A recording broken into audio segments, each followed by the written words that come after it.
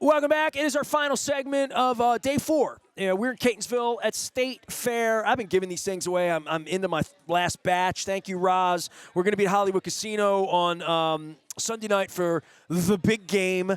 I'm going to play some blackjack because I'm feeling it. And I have some Maryland Lottery scratch-offs to give away. We'll be doing this up at Hollywood Casino during the game as well. Friday at Pappas all day 9 to 5. It is the end of my struggle. It is Crab Cake Row, a cup of Super Bowl. Lots of folks have been coming by since, my wife didn't send me out with fruit and cereal this morning. And she's like, yeah, you're at State Fair. You get breakfast at State Fair. And I'm like, yeah, but I got to start at 9 o'clock. So next, I'm eating steak and eggs at like 9:30, throwing it down. I ate like a horse. I haven't eaten anything. I haven't eaten soup. The thing that I didn't know about doing 32 hours of live radio before is how chapped my lips would be. I feel like Napoleon Dynamite. My lips hurt real bad. Caitlyn Kirby is our final guest. She has no idea what she's doing here other than, like, the wacky radio guy brought us stuff. Catonsville Emergency Assistance. All I've had are people doing good work here. And we began the day with Carmen Del Guecho from the Maryland Food Bank here because he's on this side of town. We did an hour. We laughed. We cried. It was, we talked about a lot of things. But food insecurity and taking care of people, this is what you do every year, right? Every day, this is what you do at Catonsville Emergency Assistance. It is, yes. So I'm the new executive director at Catonsville Emergency Assistance. Bloomsbury Avenue over on the west side. Yeah. You could walk here, right? I could walk here. Yeah, yes. okay. I could walk from here. I could walk from my house. I'm right here in Catonsville. I work and live here. That's the beauty of the Ville, girl. My children go to school right here in Catonsville schools, and I'm really happy to be able to serve the community. I would say I always wanted to be a comet, but I'm a happy Dundalk owl at this point. Catonsville's such a beautiful community, right? And such history and music. And, Evan dumps down this crazy diner in the middle of a Friendly's and look at it. And, and El Guapo and Beaumont and our partners and the things we do over here. This is sort of the originator along with Fadley's, who's moving next door. And we began the week with them downtown. And they're going to have the fishmonger's daughter on the other end of the parking lot here. I'm from Dundalk, and it's not... we had more challenges with the plant. And I was at Costas the other day talking about that with some OGs. And it's just such a vibrant community that everyone wants their... Catonsville's a shining star. I mean, Johnny O would say, like, we all looked at Catonsville and say, what did we do there? Let's do that in Parkville. Let's do that in Towson. And Towson would be a great example. But they have a college. You have a college adjacent, but not downtown. Catonsville's is a place where I think, well, everybody in Catonsville eats pretty okay. I don't think of it as being rich, but I don't think of it as, like, food insecure, or they would have the same problems we have everywhere else, right? Literally. We do have those same problems here in Catonsville, and actually that's one of the reasons why I love working with this mission, because actually 33% of Catonsville residents suffer from some type of food insecurity, What? which is 1/3. a third, yes, That's a lot of of our people. population, and that's really just That's too many. And that's really just 21228. So there's a lot of folks You're here that shocking me, Caitlyn. It is a shocking number, and it's something that we really need to address. So that's why I do this work. What work do you do? Well, I run our food pantry on Bloomsbury Avenue. We are at 25 Bloomsbury Avenue, right down here in Catonsville. We serve about 450 families, households, I should say, a year, and we provide monthly food assistance. So we are a food emergency situation. So some of our clients are those who have fallen on, tough times, have lost work, need that kind of gap to fill their food needs. Others, stay with us for years if they need to. So we actually do serve clients by appointment, or neighbors, I should say. We like to call them neighbors. By appointment, our neighbors make an appointment between 9 and 1 and come and pick up food for their families based on how large their families are and whether they live in our service area, which is mostly 21228. I've learned so much this week, right? Just about all of this and the shaming part and children and education and the word pantry, right? My dad went to a soup kitchen, Mm-hmm. Pantry. Yeah, I went to Pantry Pride when I shopped when I was a kid. Mm-hmm. They became Mars, they became Wise, right? My sponsors. And by the way, I get the scoop from Wise, right? Yeah, you like that? But Wise inspired me because I was out shopping one night, and Channel 2 was doing a thing for the Maryland Food Bank for Carmen, and I told him, I said, it was back in November. Little seeds got planted to make this weird week happen for me, but I guess part of it was just trying to learn. And someone said something to me, I think it was Christy Green from Maryland Coalition on Tuesday, said, children, when they come through, they get to shop. It's a marketplace for them, that it's not, here, take your bag, right? Like, and there's a whole different level of dignity that goes along with, my father never bragged about starving as a kid, but he told me about it, you know what I mean? Right. And at 1929, a chicken in every pot, and the Depression and all that 100 years ago. I guess 95 years later, here I am, the offspring of someone that said, "You got $1 in your pot, put some food in your belly, rub my belly, put your food in your belly." I've done things where we've picked up boxes of food. People have dropped it off. My radio station used to be piled up during the holidays because my host would do this coat drive, then a food drive. The efficiency of doing this and people dropping things off. Carmen even said, you give me $1, I can buy more with it than you can buy at the store with it. Even though we love these kinds of events, people have been more inclined to maybe write a check. The whole part of a neighborhood place like that, what is your pantry like? What is the experience for a family who's been humbled in need, maybe had a job? They're not on the dole, man. They're not trying to take. They're just trying to live, right? I mean, and live with dignity. And it's already... if they have that sense of pride, they come to your door already feeling half of themselves. And you don't want to deteriorate that. You want to lift them up. Absolutely not.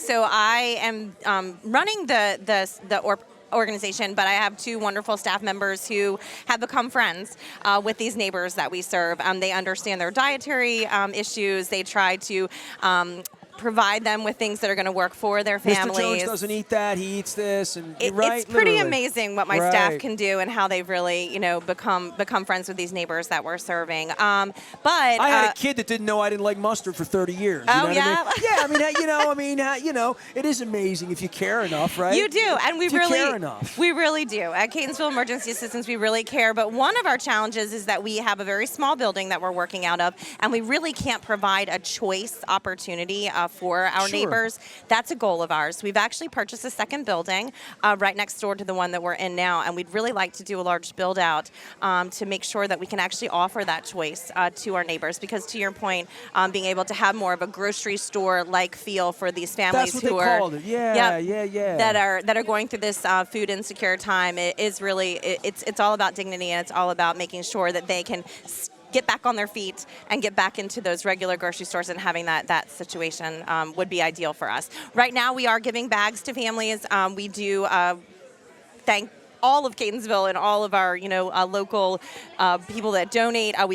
Mostly private donations is what we're looking at right now for the food, but we also are trying to do some more targeted donations. So like when we're out of pasta, we started on social media saying, hey, this is what we need Wednesday. We need pasta. We need pork and beans. We need those kinds of things. So we're trying to be more connected to the community, and actually businesses like State Fair are allowing us to do that as well. It was amazing. Like Tuesday, I looked over on the table and I started saying peanut butter and black beans and a lot of soups, and I thought, and then Carmen came here and parroted everything I remembered seeing on the table. I'm like, our people are paying attention. Yes. They know what to donate and the right way to donate it, and canned fishes and canned chickens and those kinds of things. Caitlyn Kirby is here, Catonsville Emergency Assistance.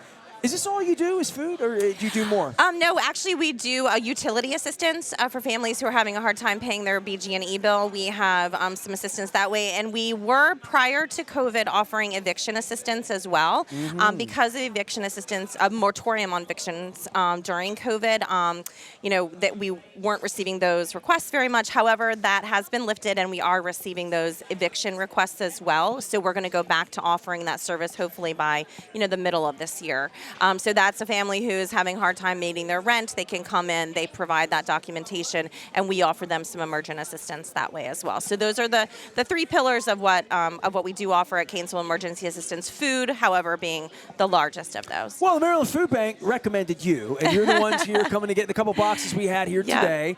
And I do appreciate that. During the week, it's been amazing. I mean, we had a lot of stuff at Costas on Tuesday. We had a good amount of stuff at Coco's. We had a nice amount of stuff at Fadley's. Today, we have a couple things here we're going to throw your way as well. And I'm carrying them down the street because I know you're around the corner of Bloomsbury. the Maryland Food Bank, I talked to Carmen at length, and you can learn a whole lot, but they support you, right? Absolutely. I mean, and this is the thing that I've learned from St. Francis of Assisi and St. John's in Essex, and just going around the Beltway and being downtown. And I had Baltimore Outreach the other day. We had a beautiful lady. No offense to you, she might have been the highlight of my week. Grace and Hope Mission. She reminded me of my mother. She had worked there 48 years. Aww. Oh, she was a beautiful woman.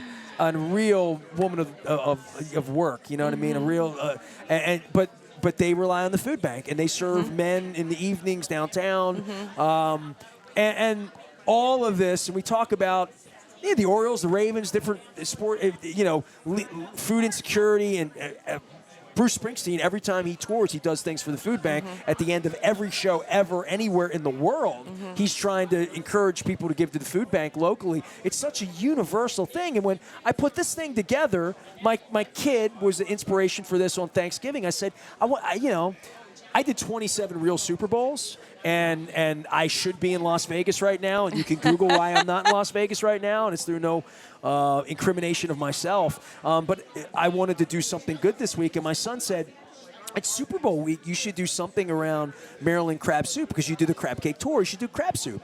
All your places, they got great cream of crab soup here at State Fair. They've added Maryland crab soup to the menu.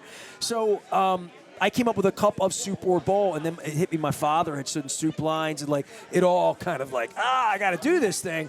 But the food bank and what they do in communities, it's just an amazing thing to see. The word pantry has really struck me this week as something that last week I wouldn't have. I mean, I know, but I wouldn't have used that term in that way. It's more of a modern term of dignity, I think. Absolutely. Yes, absolutely. And that's what we're doing. And certainly we're thankful for our Maryland Food Bank partners.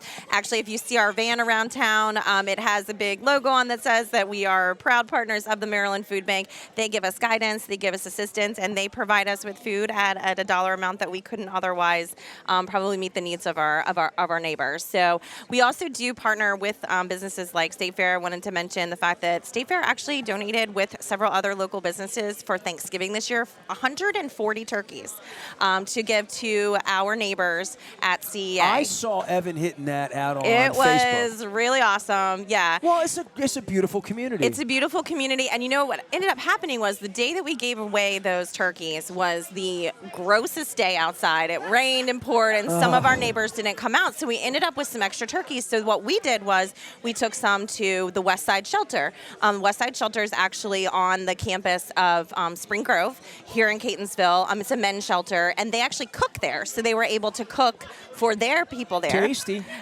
Delicious turkey. I believe so too. And then we also were able to give some of the extra turkeys to my brother's keeper as well, which is right on this border of the city. So we are all about making sure that our neighbors and all the neighbors around us are are wasting food, is what you're not telling me. at all. Not at all. It's going to somebody's belly, as my dad would say. Absolutely. Catonsville Emergency Assistance. You can find them at catonsvillehelp.org. catonsvillehelp.org. I'm glad you're helping me. I'm glad you're helping them. I'm glad Evan's helping you and Keith and the good folks over here. Do I look worn out? You made it. Congratulations. Well, you made it through Catonsville. Not the first or the last time I'll be. We hope not. We hope you'll be back. That. Our friends at the Maryland Lottery have been super awesome to give it. By the way, I feel like Oprah, you get a lottery ticket. Oh! Somebody texted me. Tom York was here promoting his MS run across the country. He's crazy. He's doing 5 marathons in a row and for MS, this thing. He was here earlier. He sent me a picture of his winning ticket. So I don't know even though what he won. I haven't added it all up, but we had a winner. So Very cool. Thanks to everybody that came by today. I would read the whole list, but I'm losing my voice, and I want to go home. You want to go home. All right. Thank you. Appreciate you. Caitlyn Kirby joining us here. Thanks, Keith, Evan, everybody, you, listeners. I'm out of here. I'll be back tomorrow.